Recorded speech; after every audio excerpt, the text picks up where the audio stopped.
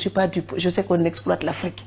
Mais alors, je veux négocier les prix de mes matières premières. Parle-moi du cacao d'aujourd'hui. Pourquoi les enfants de Berlin mangent plus de chocolat que les enfants de Côte d'Ivoire? Alors que je n'ai pas vu de cacaoyer à Berlin. Ça, ce sont des problèmes concrets. Sauf que si vous parlez de l'esclavage, de la colonisation, il n'y a aucun risque. Tout le monde est d'accord.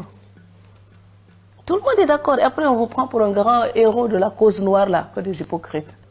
Et l'Afrique, c'est la grande sœur de ces continents-là. Pourquoi elle accepte que tout le monde la regarde là, avec condescendance? Mais tant qu'on traînera ce statut de victime, ça permet à tout le monde de vous regarder de haut. L'Afrique a besoin d'un sursaut d'orgueil. Si vous allez chez quelqu'un et il ne veut pas de vous, restez chez vous. Montrez-lui que vous pouvez le faire. Moi, si je devais balayer encore les toilettes à Strasbourg et nettoyer du carrelage là, je serais partie à Dakar vendre des beignets de mie là. C'est très bon.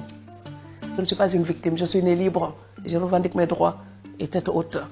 Mais avec un grand sourire. Le monde de notre époque, c'est une époque de rencontre qu'il fallait assouplir tout ça pour que tout le monde puisse jouir de l'article 13 de la Déclaration universelle des droits de l'homme. Ce n'est pas le cas. Il n'y a que les Européens qui en profitent et les pays riches. Si vous avez certains passeports, vous pouvez visiter 170 pays sans visa.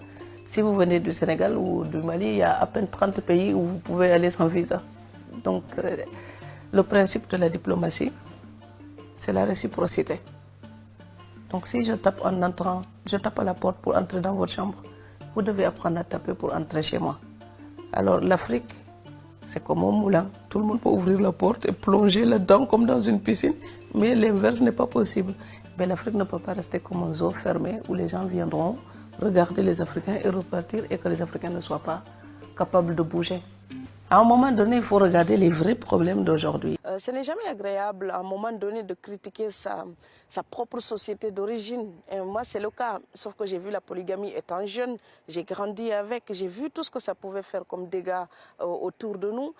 Il faut savoir que les gens ne pratiquent pas du tout la polygamie telle qu'indiquée dans le Coran, par exemple. Même s'ils prennent toujours l'excuse du Coran, c'est archi faux parce que le Coran demande que le monsieur ait suffisamment les moyens pour faire vivre chaque épouse et ses enfants dans des conditions décentes. Le mari n'a pas le droit de prendre une deuxième si la première n'est pas d'accord. Ce n'est jamais le cas. Il doit pouvoir les faire vivre chacune dans sa maison, sauf quand elles ont donné l'accord exprès pour être ensemble, ce qui n'est jamais le cas non plus. Donc finalement, on se rend compte que cette polygamie-là, telle qu'elle est pratiquée, elle arrange toujours les hommes et jamais les femmes. Or, elles n'osent pas s'en plaindre, donc elles vivent avec la frustration et l'angoisse permanente de les perdre. Souffrir comme ça pour étudier, je voulais juste souligner le cercle vicieux. C'est-à-dire que quand on est pauvre, on étudie moins bien, donc forcément, parce qu'on étudie moins bien, on redouble, donc forcément, la bourse, elle est coupée, donc on retombe dans la pauvreté qui fera qu'on étudiera encore moins bien. Donc c'est le cercle vicieux.